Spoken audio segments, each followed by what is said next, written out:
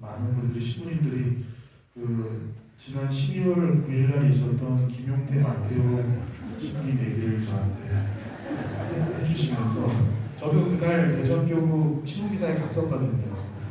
네, 그래서 제가 김대건 신부님을 후손을 이길 수는 없지 않습니까?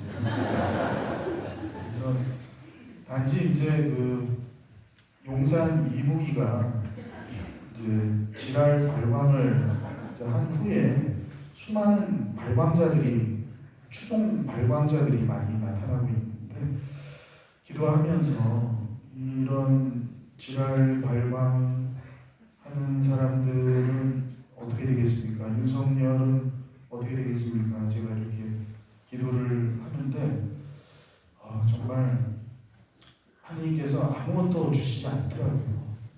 근데 딱 성경 구절 하나 떠올랐습니다. 루카복음 15장 7절입니다. 루카복음 15장 7절.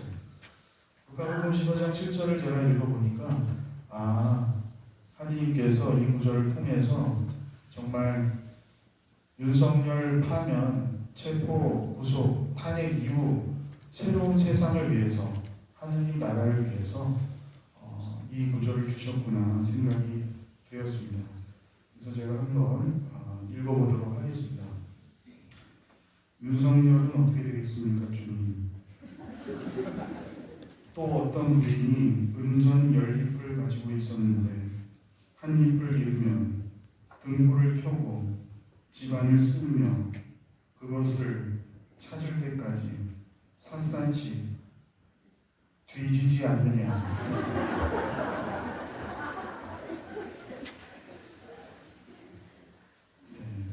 저는 머리가 나빠가지고 이게 무슨 말인지는 잘 모르겠는데 성경에 이렇게 쓰여져 있으니까 그래서 나름대로 성경을 잘 묵상을 해보시면 되게 좋아요.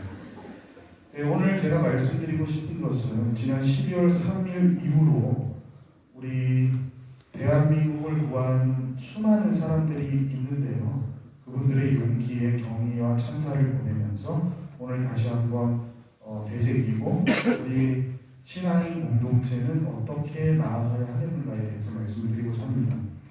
지난 21일 남태령에서 전국 농민의 트랙터와 경찰의 대치 상황에서 시민 1000여 명이 몰려와 28시간 영하 10도를 넘나드는 가장 추운 날이었습니다. 그날 밤샘 대치를 하였는데 이것을 보고 어떤 분이 이렇게 말했습니다. 오늘 백남기 어르신이 떠올랐다. 남태령에 혹시 살수차가 오면 어쩌나. 괜한 높아심을 가졌다가 문득 백남기 어르신이 돌아가시면서 살수차가 금지됐다는 것을 깨달았다. 한강이 말한 것처럼 확실히 죽은 자가 산 자를 구한다. 예전 같으면은 백남기 어르신이 아니었으면은 그날 살수차가 와서 1000여 명의 시민들이 물대포를 맞을 뻔했습니다. 여러분 영하 10도에서 물대포 맞으면 어떻게 될까 싶습니다. 살이 쪽쪽 갈라지면 터집니다. 전국 농민의 사나 전봉준 투쟁단은 백남기 농민이 살수차 물대포에 돌아가신 후에 결성된 단체입니다. 지난 17일 동군과 서운으로 경남과 전남에서 출발하여 전봉준 투쟁단은 지난 19일 우금기에서 합류하여 윤석열의 체포와 구속, 사회 대개혁, 개방동정 철폐를 외치며 올라왔고 남태령 대치 29시간 만에 한남동으로 갈 수 있었습니다. 이는 갑자기 몰려온 시민들, 특히 지금 앞에도 퀴어 성소자 연대에서 함께 와주셨는데요. 그날 참석하신 걸로 알고 있습니다.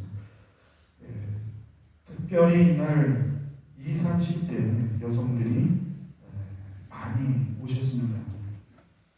처음에 한 80명 정도밖에 모여있지 않을 때 사람들은 곧 체포되겠구나, 다 해산되겠구나 이렇게 절망하고 있었는데 어디선가 갑자기 천여 명의 시민이 나타나서 응원봉을 흔들기 시작했습니다. 여러분 응원봉 아시죠? 우리 교구 응원봉이 있다는 거 아세요?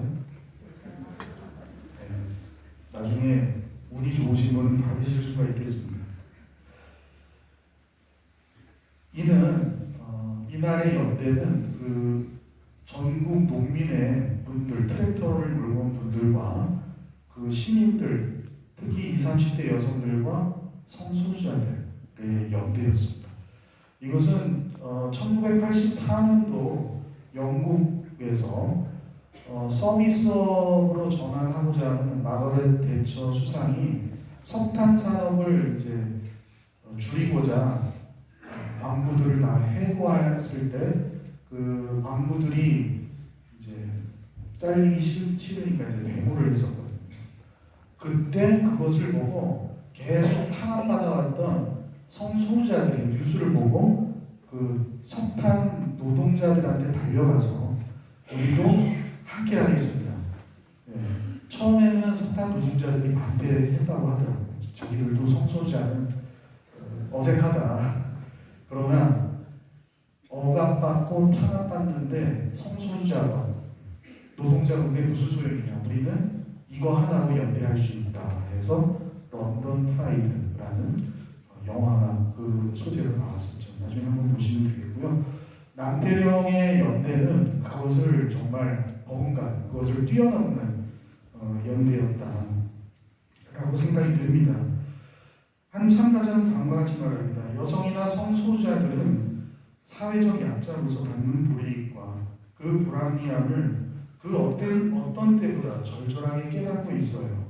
그렇기 때문에 다른 사람들이 자신들과 같은 불이익을 겪고 있을 때 적극적으로 나설 수 있는 게 아닐까요? 숭고하게 표현하자면 이 탓이겠네요. 현실적으로 판단하자면 품앗이일지도 모르죠. 사실 저도 그날 80명 정도 모였을 때 아는 분이 거기 계셔가지고 저보고 나오라는 거예요. 근데 그날 제가 이제 50대 중반인데 나가면 얼어 죽을 거예요. 진짜 마음은 나가고 싶은데 몸이 말을 다 듣지 않고 갔다 오면 며칠 동안 누워 있어야 될 것 같다. 이런 생각을 했는데 어디선가 천여 명의 시민들이 이렇게 나타나서 밤을 샜다는 거 저는 참 너무나 놀라웠습니다.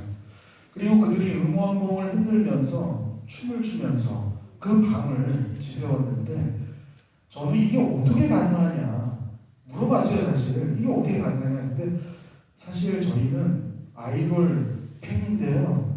아이돌 공연장에서 공연하는 걸 기다리려고 밤을 많이 샜대요.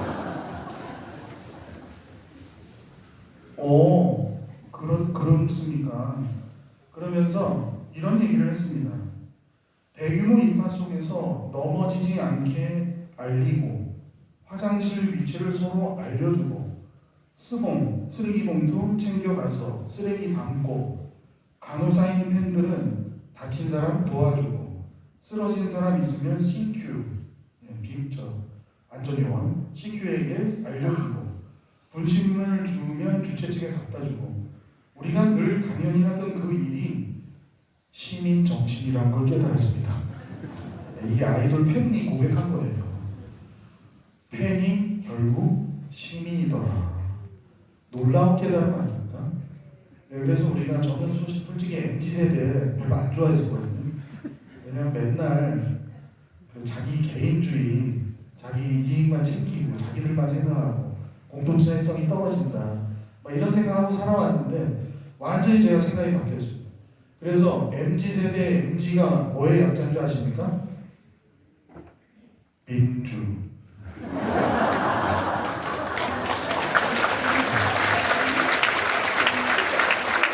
이제 우리나라에서 MZ세대는 우리나라를 이끌어갈 정말 주축이 될 거라 확신하고요. 앞으로 여성 대통령, 그 여성 대통령 말고 새로운 여성 대통령이 나오리라 확신합니다. 저는 80년대에는 소년이 온다였지만 지금은 소녀가 온다라고 생각이 되고요. 그분들이 가지고 온 피켓에 저는 정말 감동을 받았어요. 그 피켓은 뭐라고 되어 있었냐면, 우리는 증오나 혐오 때문에 여기 모인 것이 아니라 서로 사랑하기 때문에 서로를 지키려고 모였다는 거예요. 저는 여기에서 종교인으로서 또 신앙인으로서 이들이 나에게 정말 깨우침을 주는구나. 나는 나가가지고 윤석열 욕하면서 윤석열 조카 크레파스는 18세기야 막 욕하고 막 그랬는데, 이 민주세대 이들은 자기들을 지키려고 서로 사랑해서 나왔다고 하는데, 제가 거기서 정말 뒤에가 누군가 때리는 것 같았습니다. 특히 오늘 퀴어분도 오셨지만 성소수자들은 우리 사회의 아픈 손가락을 자기들이 많이 당했기 때문에 그걸로 마음을 잘 아시더라고요. 예를 들면 쿠팡 노동자들의 상황, 경기 파주시 성매매 집결지, 용주권 강제 철거에서 고통받는 사람들, 동덕여대 대학 민주화 시위, 장애인 이동권, 교제 폭력, 성소수자, 이주 노동자 차별, 전라도를 향한 지역 혐오 등의 문제 등도 여전하다고 말합니다. 그리고 이 모든 것이 해결되지 않는다면 우리의 민주주의는 여전히 완벽하지 못하다라고 주장을 합니다. 저는 여기에 동의를 하고요. 또한 기후위기 시대에 이미 우리나라에 15개의 공항이 있습니다. 그런데 가덕도와 새만금을 비롯하여 신공항을 10개를 더 짓는다고 합니다. 이번에 참사가 난 공항, 또 새만금, 가덕도 이런 공항들이 지도에서 잘 보시면요, 우리나라 세계문화유산 갯벌과 가까이 있습니다. 그래서 원래 공항이 지어질 수 없는 곳인데 우리나라의 그 토건 자본들은 그냥 공항을 짓는 게 지역 발전에 좋다라고 해서 공항을 지은 것이거든요. 그래서 이번에 제주항공 참사에서 우리는 조류 충돌 얘기도 하고 공항의 어떤 문제를 얘기하고 막 그러는데, 사실은 제주항공의 소유주가 애경그룹인 건 아시죠? 애경그룹이 어떤 그룹인지 혹시 아세요? 가습기. 네, 가습기 살균제. 그 100여 명이 죽었는데 자기들은 이리저리 법망을 빠져나가서 재판을 계속 지금 하면서 책임을 지지 않으려고 하는 그러한 기업입니다. 저희는 눈을 부릅뜨고 이번 사태를 어떻게 잘 처리하는지 우리 시민으로서 함께 지켜봐야 할 것입니다. 저는 이러한 12.3 이후에 그러한 여성들, 노동자, 성소수자들의 그런 새로운 연대에 정말 응원하고요. 우리 신앙인들도 바로 이러한 새로운 연대, 오늘 정말 성령께서 함께 해주셔서 우리도 깨어나서 함께 연대했으면 좋겠습니다. 우리 신앙인에게 무기가 있죠, 여러분? 뭐죠?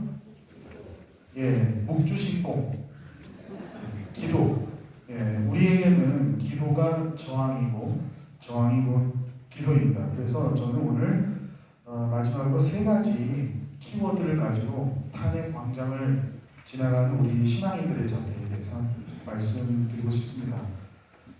3가지 키워드는 기도, 저항, 새로운 공동체, 이렇게 말씀드리고 싶은데요. 세상은 지나가고 세상의 욕망도 지나갑니다.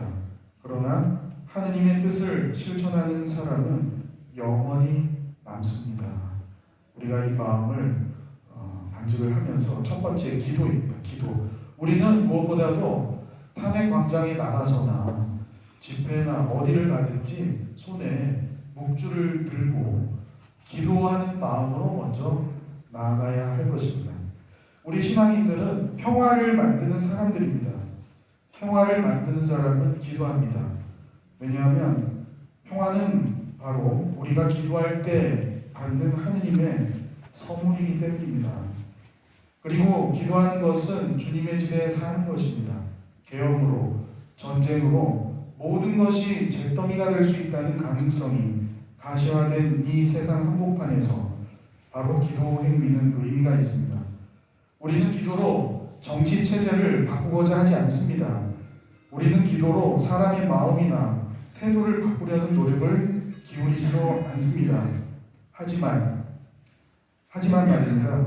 오히려 기도로 인해 계엄, 전쟁, 폭력, 혐오, 차별이 있는 이 세상에 우리가 속하지 않는다는 진리, 우리는 이 세상에 죽음으로써 어떤 인간적 권력도 결코 하느님을 무너뜨릴 수 없다는 것을 다시 확인하게 됩니다.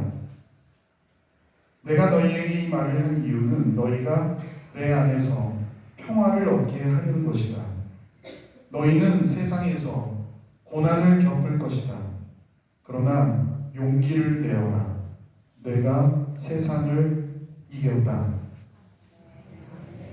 우리가 탄핵 광장에 나가서 묵주를 손에 들고 내 자신의 십자가를 지고 회개하는 마음으로 나아간다면 그 어떤 이 세상의 인간적인 권력도 우리를 어떻게 하지 못할 것입니다.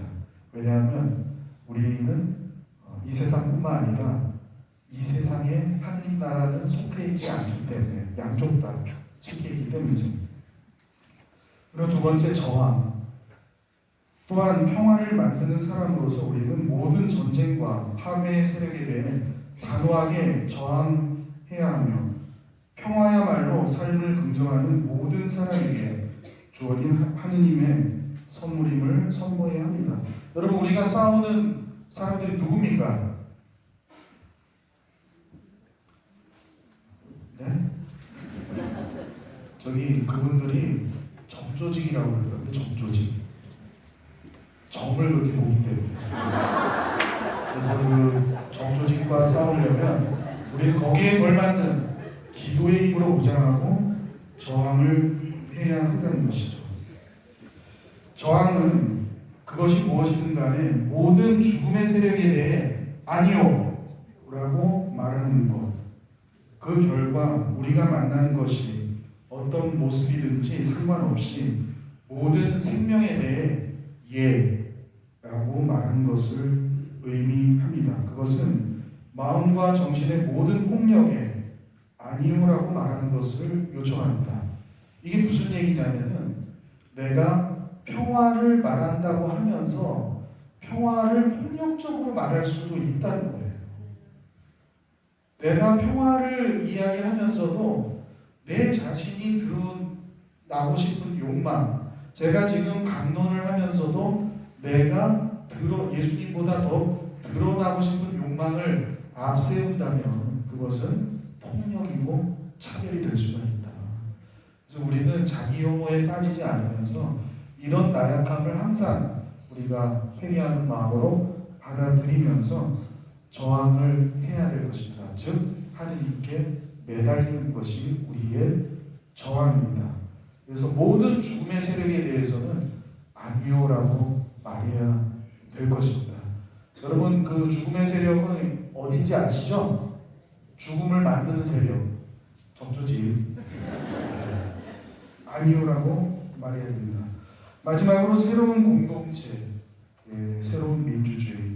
새로움은 우리 신앙인에게 언제나 성령께서 주시는 선물입니다. 우리가 새로움을 만들 수는 없어요, 사실. 하지만 하느님께서는 우리에게 새로움을 주실 수가 있습니다. 그래서 우리 신앙인들은 주님을 향한 고백과 용서로 회심을 통하여 이러한 기도와 저항이 이루어진다면 우리는 새로운 사랑의 공동체로 나아갈 수 있습니다.